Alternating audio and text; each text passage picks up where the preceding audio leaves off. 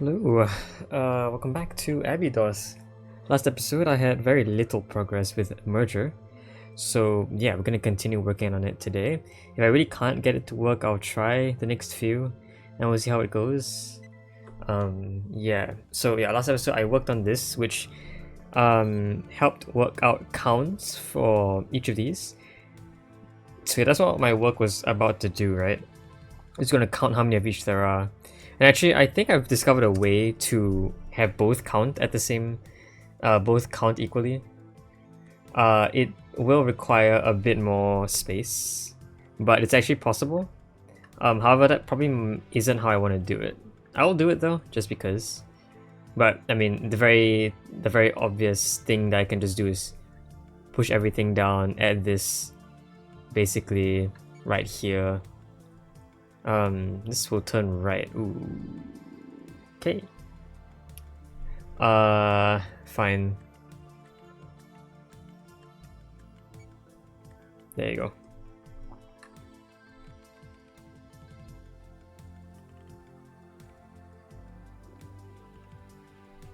There you go. Very nice. Whoa, that one is supposed to be semi-active first. And, well, the issue with this is that I don't actually know how to get the one to come out afterwards. I guess what can happen is that when a 151 is detected, it will activate this that causes a split, that causes this to be hooked to a 1 output. It should be backwards though. The 151 should be a permanent flip.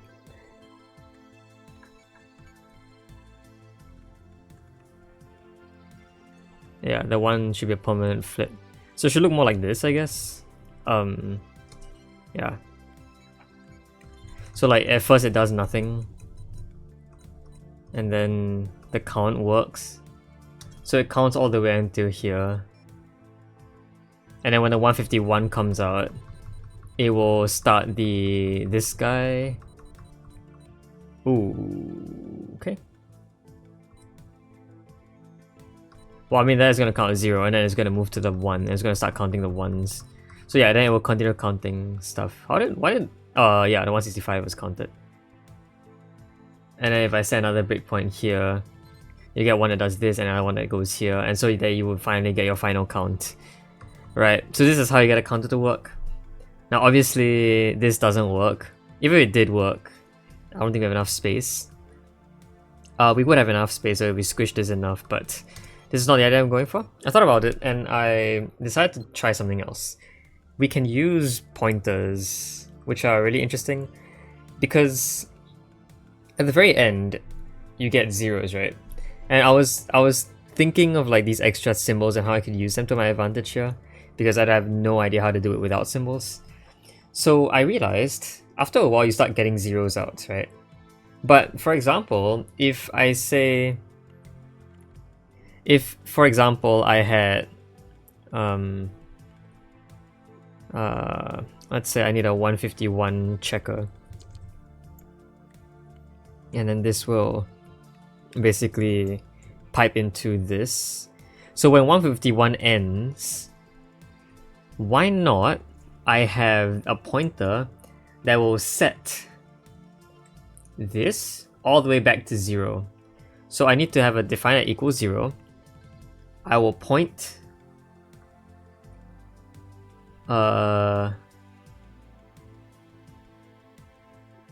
this goes rightwards, yeah. I will this will set the position of the pointer to 0 because I set the bit to 0, and then it will start releasing out again. My question is, what will happen? Will it go all the way back and start releasing these items again? So I don't know, let's breakpoint, let's check. So when 151 comes down, which I need to do by connecting these, it will go down here, it will set this back to position 0, and out comes the next bit that comes from here. So yes, it works. This will allow me to cycle through the same list of things over and over and over and over and over again. So I can keep going over and over and over. And yeah. Yes. Which means that I can actually look for all the 165s without having to keep stuff out. And that's what that pointer does. The thing is that the pointer is not recommended, so how am I even supposed to do it without a pointer? Like, I have no idea. The pointer was introduced before though, I believe in Channeler? Yes, the pointer writer. Also, is this is almost challenged, but not really. So the pointer writer was introduced before, which means that theoretically in this level we should know how to use it.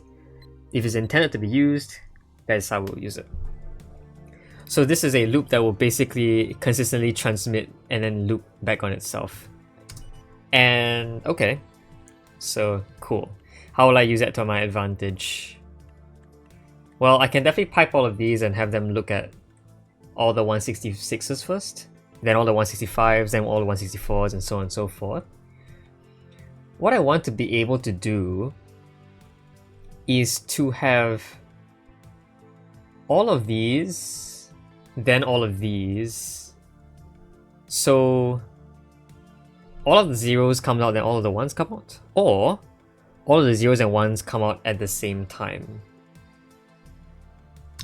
Okay, so let's try having them alternate, because that might be slightly faster. If all the zeros and ones come out at the same time, they need to basically tread along the same path, I think. Not necessarily. I could just have all the 165s come in. I could have them work on separate paths. Yes, because one pass will get all the 166s out. The next pass will get all the 165s out, and then we'll get all the 164s out. I still haven't thought about how I will go from checking from 166 to 165, but I had another idea of using a writer. So how this will work is the writer will write a checker to 165, 60, 165, then 164, and so on and so forth. But how will it do that? I am planning to use one of these X or Y ports to produce something that will basically oscillate across this writer.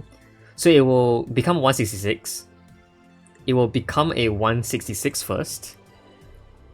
Then there will be a writer. Write the U-bits value to an icon. So it will write 166 onto a checker, and then it will be held for a certain amount of time, or it will be held until maybe both of these hashes are detected, and then it will subtract 1 from its position, and then go again, and then go along this loop. So this will set this 2 away. So it will go 166, it will set this to 166, and it will be held. Maybe when 2 hashes are detected, one of the hashes will go into the output, and then this will be released, it will be subtracted by 1, and then it will write 165 to here. So this is my machine that will help write decreasing values. So yeah, I'm actually using all 3 of the different types of non-recommended symbols. I'm using pointer writers, I'm using actual writers, and I'm using X and Y ports. I have no idea how you're supposed to do this without any of those things. Because again, 2 problems that I faced last episode were, firstly, how to keep all the information, and secondly, how to change the value of the check at each point in time. These all solve those issues, but they're not recommended, so how in the world am I supposed to do that? Anyway, we're gonna keep this idea on hold for a while. We'll use it eventually, and this was pretty small, so I like it. I can make it even smaller by just doing this, so yeah, sure. Anyway, now I need to make the 0 and 1 sort of weave with each other, or have 2 different threads. I'm thinking weaving makes more sense because I only need 1 thread in that case. The thing is, for a checker that exists on its own path, like if I check for the value of 166 and then I have something coming out of it, you will realize that this only works if the subsequent bits are more than 1 away. So here, we'll take a look basically. You'll see that let's have a breakpoint around here, so I can do this. We'll see that when they're only one bit away from each other, right? The 166 will activate the conveyor for the wrong bit. It will activate 165, and then... Sorry, I need to connect them first. I keep forgetting. But the 166 here will activate the bit for 165 and not for itself, which is bad. It needs to activate for itself. And the only way to do that is by having it be further away. If the bits are too away from each other, only then will the 166 actually work on its own. Everything else will work on their own, but this only works if they are these away. Now what that means is that 0 and 1 each have to produce bits that come out 2 away from each other. So it's 0, then 2 cycles, then 1, then 2 cycles and 0 again, which is how the weaving is going to work. And that means that each bit exists 4 away from each other, because it exists 2 away before the next bit from the next signal, and then 2 away again before its own signal. So each bit has to basically wait for 4 signals. Therefore, between each bit and the output caller, there must exist 4. And of course I don't want them to both activate it. I can have the 1 activated, so the 1 can maybe do something like this. So it waits for 4 and then goes up here. This will wait for 2 and then go out here, so this will exist like this, I think.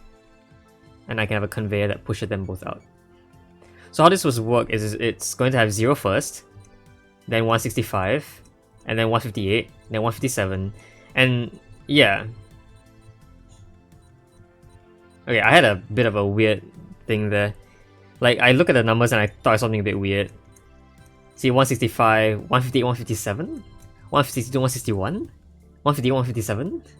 And then I was really confused, like, are these numbers decreasing? Is signal 1 always 1 less than signal 2? But no, it's not. 163 and 157 are clearly not like that. The numbers just happen to line up perfectly for a while. But yes, this setup is going to allow...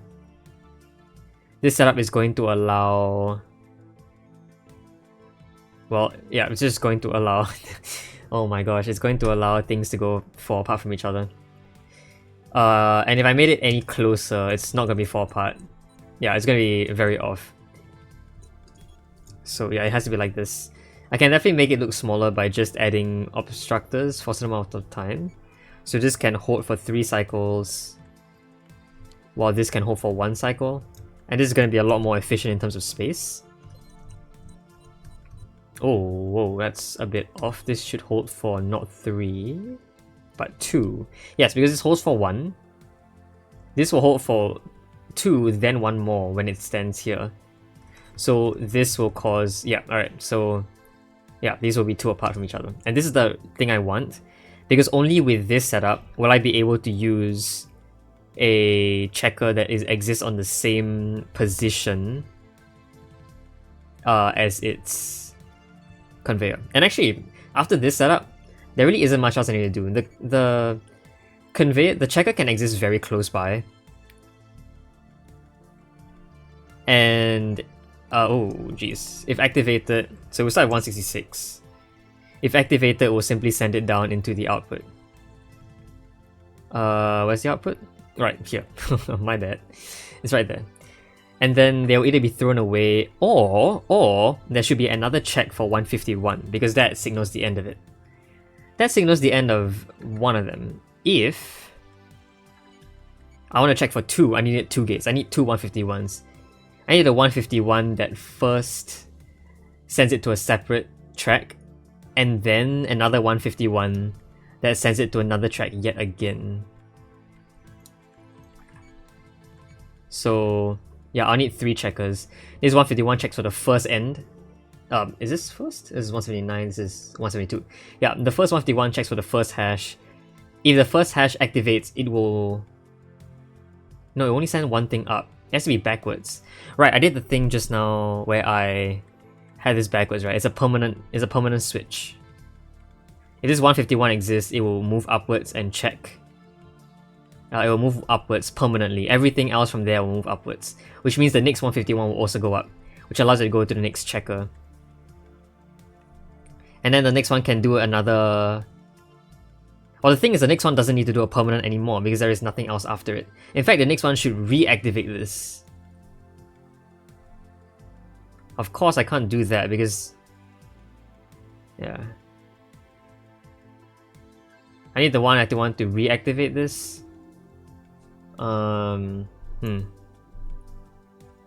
the second 151 checked will do something. Yeah, actually no, this next 151 can just exist as a normal checker. So it will send everything that isn't 151 forward to be destroyed. And then it will send an actual 151 to go up here.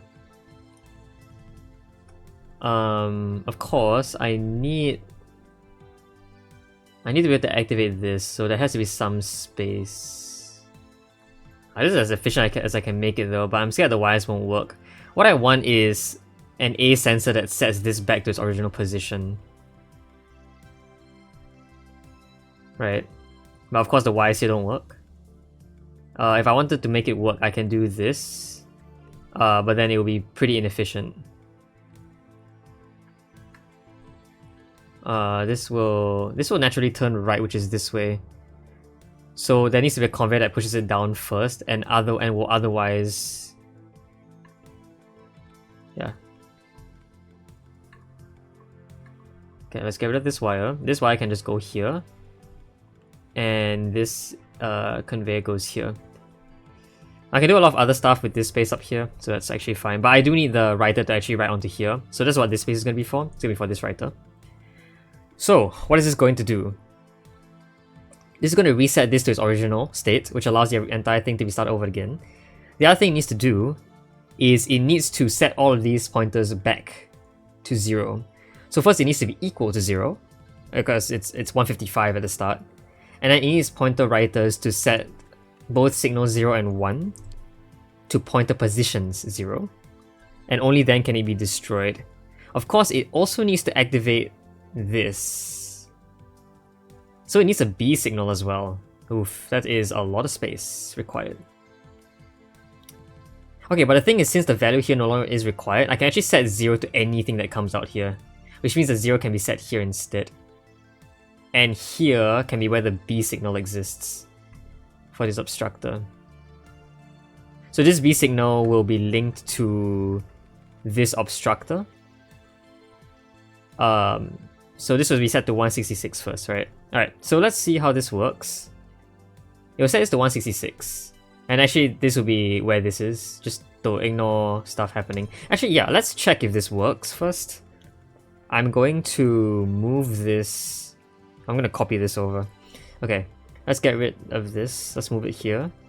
There needs to be a writer here. Sorry, a writer here. Let's get rid of the wire so I can easily see what I'm doing. The writer can actually be very close. In fact, we have just enough space to actually fit most of this in. A writer that goes 1 down, it points at this thing, which actually can start at 0, honestly. It doesn't have to start anything. But 166 is safer in case the first thing comes as 166. I don't know if I should, make anything weird happen. Anyway, we need an obstructor. And this obstructor will be held until this B. So there will be a sensor that moves here to activate it. This sensor can actually occupy the same space as this, so for space I'll do this, but it can't activate... actually no, this looks nicer. It can't touch the A. If it touched the A... No, it can touch the A in fact, because if it touched the A, it would just keep this active. Which is fine, we want to hold it before letting go, right? So it doesn't matter if it touches the A or not, let's assume that's okay. That is very nice. A -1 goes here, a conveyor will go down here to ensure a loop stays. A 166 goes here and an export goes here to start the loop. This can all be go away. Okay, so 3 parts of the machine here. First part is this, which sends things in at a rate of 2 bits, 1 bit per 2 cycles. And it will continue until, let's say the first 161 is detected. Just there. When the first 166 is detected, it will be sent in. There you go. And it will do the same for all 166s that come out subsequently. And it can just keep going and you get all the 166s. Now, I want a breakpoint that exists here. And that is because this is where the 155, the second one, comes out. You see all the stuff over here? Starts to get thrown in here already. Of course, zeros still come out because zeros come out after this when everything's gone. It doesn't really matter because zeros will never activate this. Zeros will never be sent in. You see that all the 166s are out already. This 151 is the second one that gets activated here. It'll get thrown up. It will reactivate this. Whoa. Oh, this 151 is important. Oops. This 151... So this 0 can't exist here. Oops. I forgot that this 151 is important. I was saying that. Yeah, okay. Well, that is okay. We can just get rid of this. Honestly, we can... I don't mind just extending this. And putting the 0 like here. Yeah, whatever. So when the next 155 comes out, it'll get thrown up. It will first activate this horizontal precision, so all these start coming down the bottom. Again, it doesn't matter. It will then activate this. So this will subtract by 1 and write this as 165. And we'll reset all these positions to 0. And hopefully, yeah, it goes, this 165 exists fast enough so that even though these positions are set to 0, these will come out slow enough that 165 is already written here. So now all the 165s will be piped in. There you go. Okay, and actually, if we just keep letting this run, this should just straight up work. Stop hitting breakpoints, please. So yeah, and you can see, there it is. It resets everything. Nice. Oh, cool. Okay. I didn't have any hopes that this would work, but it works, and I'm very happy about that. Now all I need to do is set it up so that we have... There you go. The space is actually decent enough. I can fit all of this into a space like this if I were good enough at the game. If I did enough optimization. I'm pretty sure all of this looping thing can just fit in here. So yeah. Okay, well, it's fine. We'll just leave this as is. But yes, this machine works, and that is really all I'm looking for. Okay, let's run this and we'll go. We'll get a very high cycle count, obviously. Do we have errors? We don't. Ah, I see why the 155 at the end takes very long to exist. That is because it actually just keeps running until 151 is written here, and only then will the hashtag come in. So really, if I wanted to make it faster, I should have a 151 just coming here at the very end. And honestly, I don't know how I do that. I could definitely do it by having an export, send in a 155 that is held until a value of... Well, not until a value of 154 comes in, because the first one will just immediately send it in. How can I detect the last one? I need 13 full cycles. That's the problem. I can't make 13 full cycles unless I do an extra counter or whatever. So we'll just let this run, right? We'll just be happy enough that 151 is close enough that it actually barely works out itself. If it were higher, then that would be a problem. If this hashtag's value was higher, if they were looking for maybe like a 167 to end the entire thing, then we would have a problem, because this will never hit 167. It will just go down to 0. But alright, happy enough with this. I will take the 10,000 cycles. Yeah, sure. Actually, the icons in space are pretty low, I would say. So, good enough. Massive cycles, but I do not really care. Yeah, see, my percentile for space and icons work a lot better here. So I'm gonna take it. Cool. Now that is a machine. Okay. We have time to like look at a signal normalizer, I guess. We'll see if I can start working on it or not. And at this point, I suppose because this level made me use pointers, it didn't make me, but I use pointers, writers, and X and Y ports. From this point on, even though they are not recommended, I think my solution should generally be open to using them however I see fit. Because if there exists a solution that doesn't use them, I'll be really impressed, but I don't think I could ever figure one out. So from now on, I'm just gonna save myself the trouble and just use whatever icons I want as long as they're allowed. Because I know that sometimes there are signals that are not actually allowed at all. Yeah. Alright, so next up will be Signal Normalizer. Let's see what it's all about. Whoa, what is... okay. This program adjusts a signal to standardize its content. Okay. S1 provides a number X ranging from 5 to 8. Sorry, what?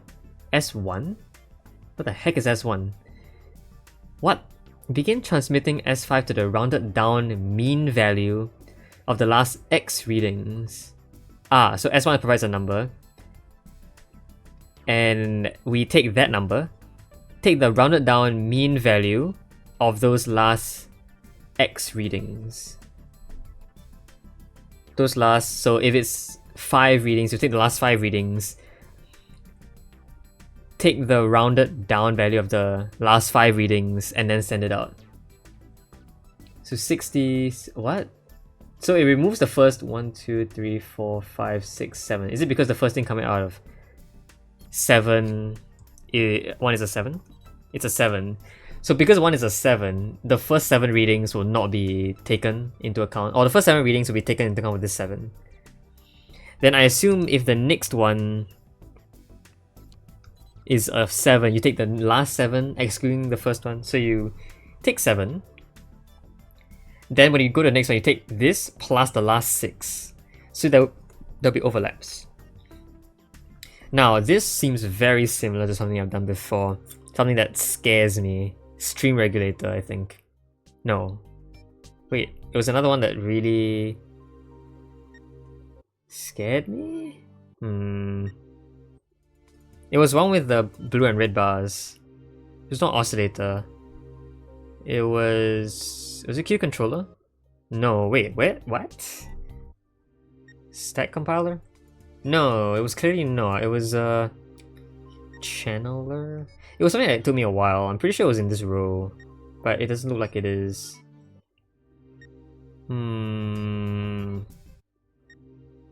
Ah, this is what it was. Yeah, signal clamper. So what this does is it takes the last 2 values, I think, always.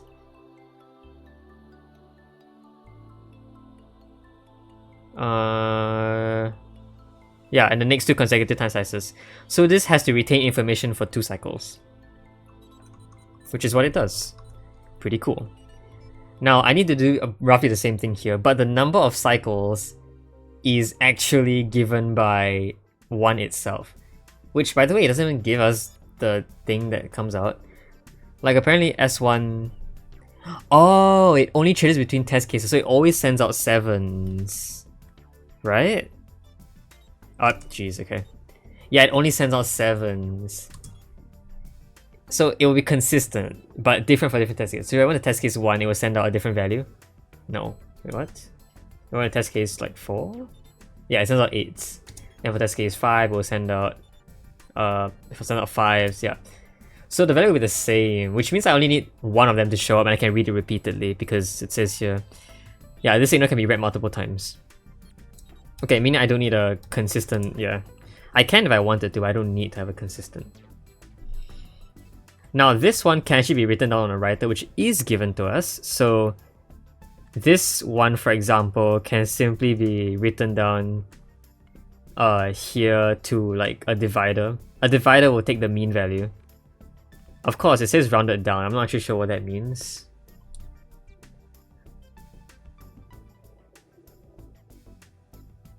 Okay, let's try doing something. If I took 7 values and sum them all up here. So, okay, 7 values would take 1, 2, 3, 4, 5, 6, 7, 8. It'll take 9 cycles. But actually 7 cycles from when the first object gets here. So we'll hold something for 7 cycles and then we'll release the sum. And it will consistently get 0 out. So, okay, I need to count how many signals get in. 1, 2, 3, 4, 5, 6, 7, 8. Okay, so I need to hold for less. Hold for 6. 1, 2, 3, 4, 5, 6, 7. This holds 7 signals and gives a sum of 427, which to my knowledge is not divisible by 7. if I divided it, what comes out by 7? 1, 2, 3, 4, 5, 6, 7. Give 61. Hold on, I gotta actually do some math here. Is it exactly 61 or is it rounded down for me already? 427 divided by 7. Oh, it's pure 61. Okay. Fine. So it doesn't work the first time because it does sum to 7 exactly. Alright, what about the next one? 2, 3, 4, 5, 6, 7. 499 is 71. Ah, it does round down. 49 divided by 7 is not exactly 71. It's 71.3, but it rounds down. It rounds down. Okay, what if... You know, a much easier way of doing this is just to have a definer. If I set it to a... So it rounds down in normal cases, right? If I had a 9, it will round down to 1. Yeah, because 9 is very close to 7 times 1. But I've had it really close on the bottom. So if I had 20, which is 7 times 2 remainder 6, will it round up or round down? It rounds down. If it rounded up, it would be 3. If it rounded down, it would be 2. So yeah, even if it's really close to the above value, it actually rounds down no matter what. Alright, that actually means that this rounds down for us. The thing about saying gives the rounded down mean value does not matter. So this will simply write the value to a divider, and then it can just go away. Of course, it needs to also have these values written down. So if a 7 is detected, we must take the last 7 values. The challenge here is consistently taking the last 7 values. If I had a pointer, I could push something back by 7 maybe. Right? So, I mean obviously it's not allowed here, but I think in oscillator 2, yeah, a pointer mover can move back, 7 times maybe. So that's how I would, make this easier on myself, but obviously it's not allowed here, so if I wanted to. It's not even not recommended, it's just not allowed. So the question is, how do I have 7 things coming out at once? This is not really a problem of the same, it's not really the same problem as I had last episode, where there are too many things to be held. It's very easy to hold 7 or 8 items. No.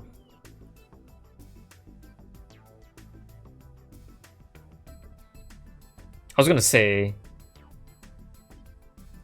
I can just set an obstructor's value to hold 4, because we know obstructor value of 6 holds 7, and obstructor value of like 5 holds 4, I would assume. 4 holds 5, I would assume.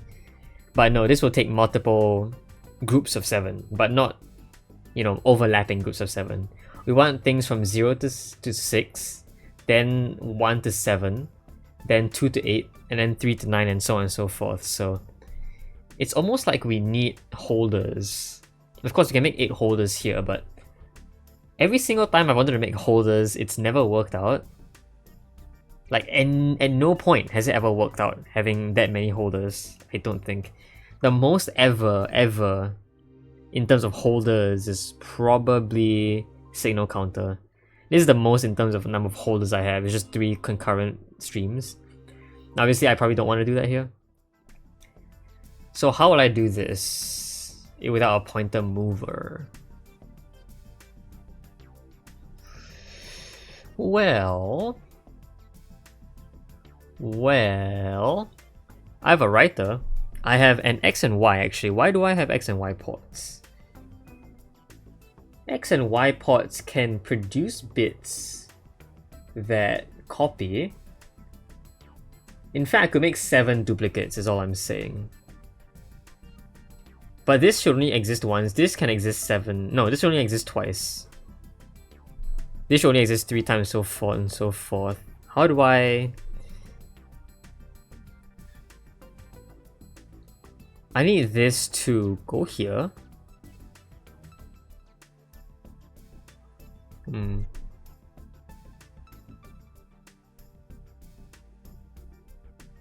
Have I done this sort of thing before? Yes. I don't want to relook at signal counter to figure out what I did here. Because what I did here is I first compared to see if the value is increasing or not, right?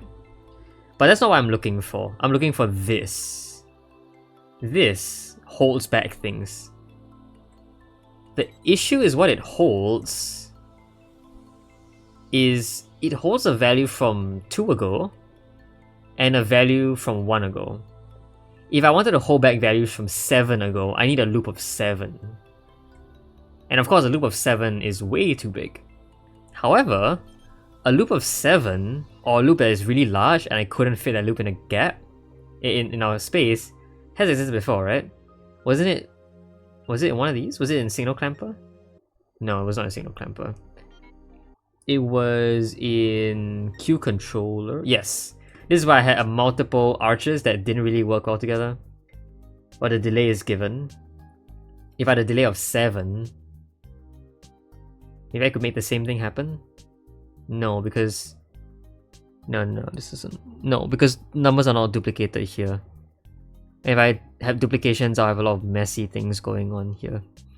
This just has the things with separate delays. But it is one way to squish multiple big arches into smaller arches. That wouldn't work for a duplication, I don't think. And how would I have that? How would I have the amount duplicated be dependent on a bit's value? It definitely feels like it's a writer that writes onto an obstructor, correct? Or a nullifier actually. But obviously it's not a nullifier. Nullifier disables U-bits. But we don't want that. We want U-bits to be triggered multiple times. We don't want to cancel a U-bit's value. We want to make it appear again.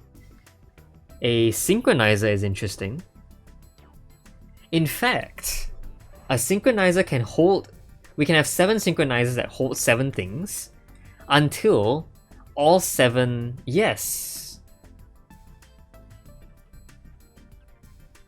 Of course we will need 7 writers as well to write every single one of these synchronizers, or 8 in this case, but we'll work with 7 first because that's close enough to an 8. So actually it would be 6 because it's just the number of other synchronizers. But the problem is that I can do the same thing very easily with just a long...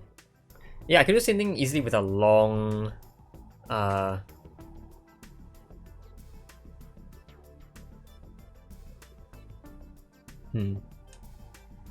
Stops the U-bit until... How would I use this?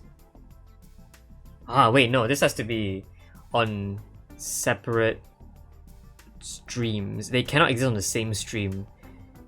If they did exist on the same stream, then it will act as if it were an obstructor on its own.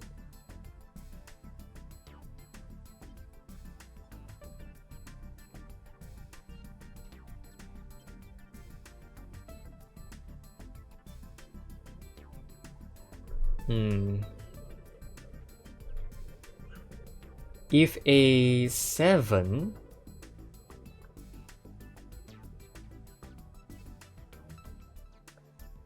so okay, let's say I have the 0 to 6th bit. 0th to 6th bit come out. Where would I store the rest of the bits first? And wouldn't I need to do this iteratively? Is the thing. Won't I need to do this iteratively? What does the other pointer do? The other writer writes X to the icon 1 position in the writer direction. Oh, okay. So when activated, we'll write whatever value is written down here in 1 position in the direction it's pointing, and I can rotate it around. Same here.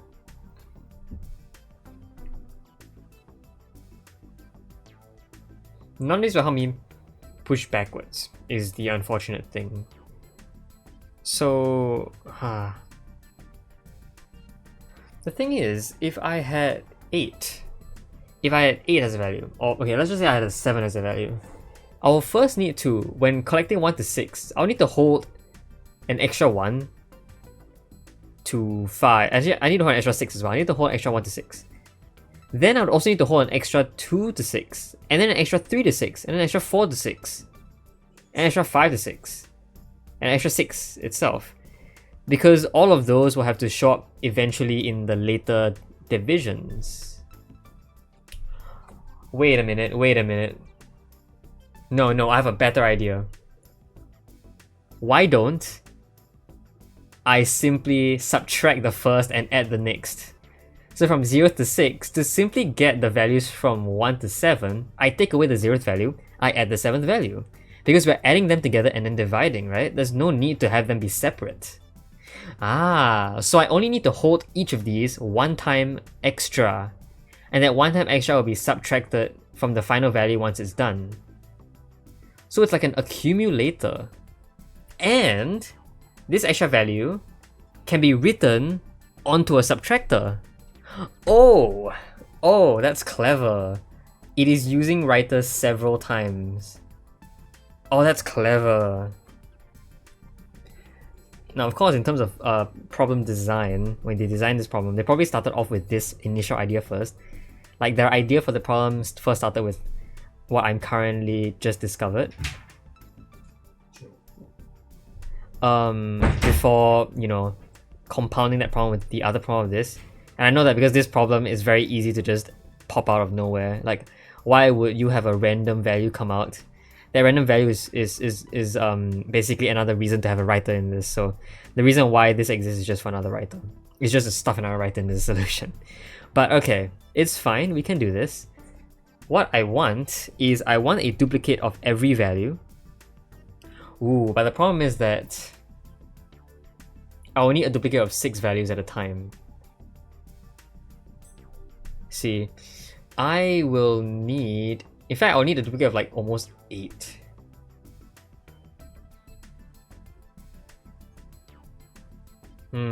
Yeah. So the thing is that if I wanted to subtract 1, I will need to hold that 1 for a very long time.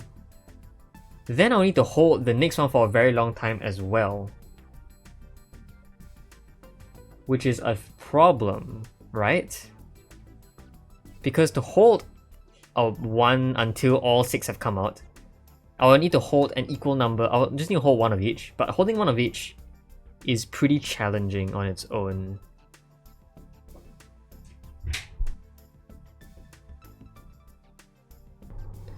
Okay, if I wanted to do that, how? A loop that can hold up to 8 items? A loop that can hold up to 8 items is interesting. It doesn't have to hold up to 8 items, in fact.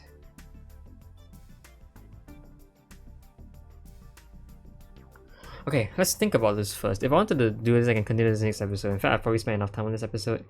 I need to start by building an accumulator first. We'll have a duplicator at the start to start producing this. So this will be a thing that's subtracted from the accumulator. The accumulator can just exist, right? Because the same sort of like... Wow, it's almost like Theseus. It's almost like the shape of Theseus here, where we're taking out the oldest part and replacing it with the new part here. That is philosophically very cool. An accumulator, I kind of am pretty lazy to build one, so I'll just copy from here. This is an aggregator. Alright. It's not that challenging. Okay. So all I need to do is basically have this go around in a loop. Okay, let's destroy this first so I can figure out how this works. An accumulator starts by adding and adding and adding and adding and adding and adding and adding. So if it takes 2 steps to get here and 2 steps to get from here to here, the next signal caller should come here, right? Yes, and this will be a very consistent accumulator. In fact, this accumulator would actually work for, yeah. Now, what I can do now is, this is a good accumulator, but how do I output things? I only want to output the 7th thing that comes out. Okay, this could be another job for the writer, right? A writer can write this value onto an obstructor that will hold an export, that's why an export exists, to activate a conveyor. No, to activate... Ooh.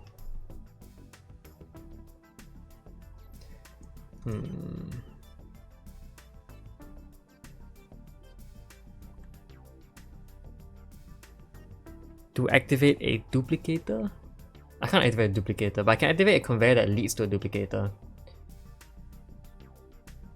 So, okay, let's think about this.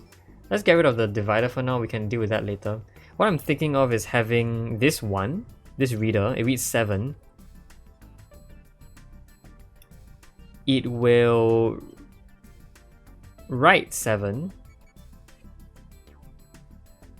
onto an export that produces this. So this oscillator will be held for 7. In fact, it's not really 7. That's the issue. Because of course this will be held for 7, but I don't want to hold this for 7. I want to hold this for 7 multiple times. I want to hold this for a lot more than 7. I want to hold this for 7 cycles. So that's not gonna work.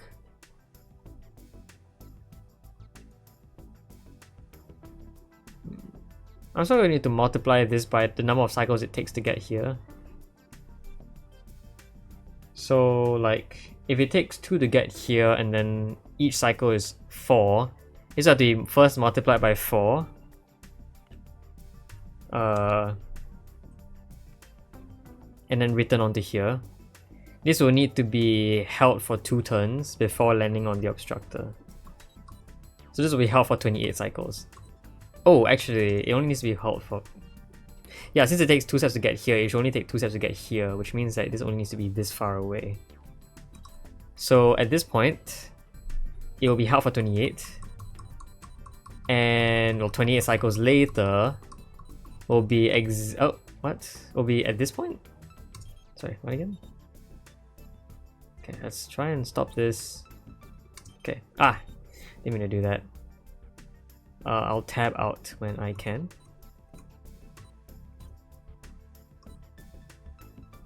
Okay, I can have this be a conveyor that pushes this out into a... that pushes this into a duplicator. Okay, I can try that. Have this be a sensor that connects to a conveyor that turns it off. Then otherwise it will simply go out to a duplicator and be sent out. Okay, let's check this out. So at 28, it actually only needs to be a singular turn. And it does start out... no, wrong.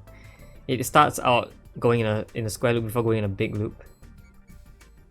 So yes, this goes to a very small value, and I'll tab out. So at this cycle, it will split this apart. It will push this forward. You get the duplicate from 497, which I think is the correct value, right? Or is this 8 things already? I think it started with 420 something.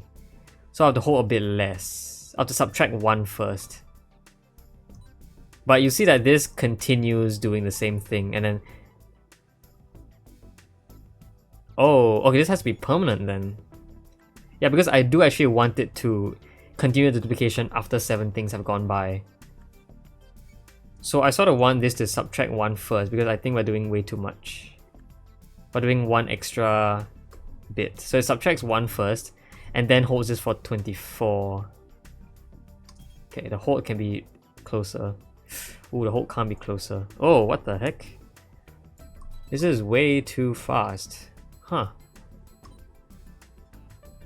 Okay, well I need to lengthen a lot of things. I need to lengthen this and therefore this. Okay, I can do that. So this will be held for 24, but the timing is now off. So this has to exist here. No, has to exist here. Okay.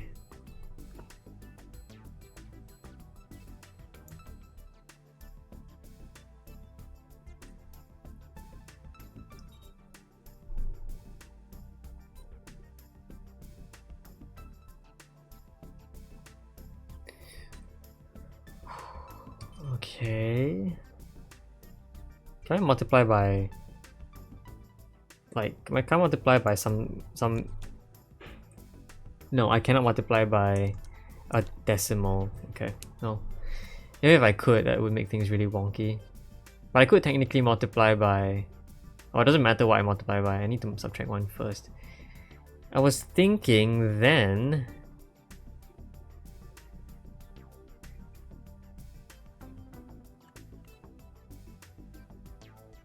maybe... Wow, this is actually really complicated. I first do this and then I activate zeros and y's.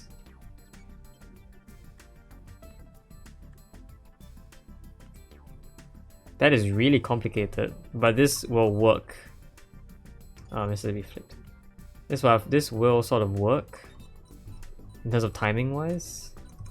Yeah, this will work timing wise, but I don't know what's gonna happen after this. Is this timing correct? No. Well, yes, it does actually work because this is not this is not a one-time thing. This is a permanent, and this will now start actually working properly. Good. Thing is though, this also has to write a divider. That's actually not very hard. I can just shift this entire machine down here.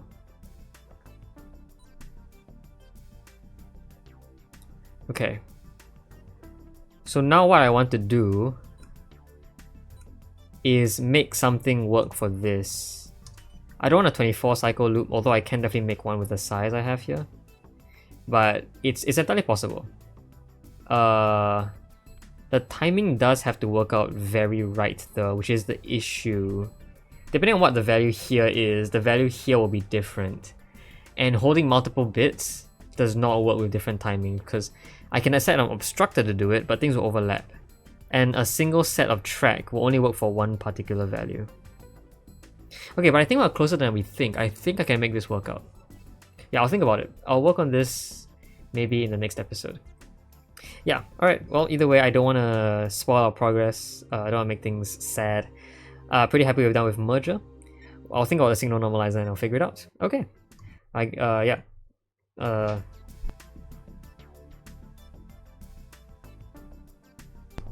Hope you enjoyed the video.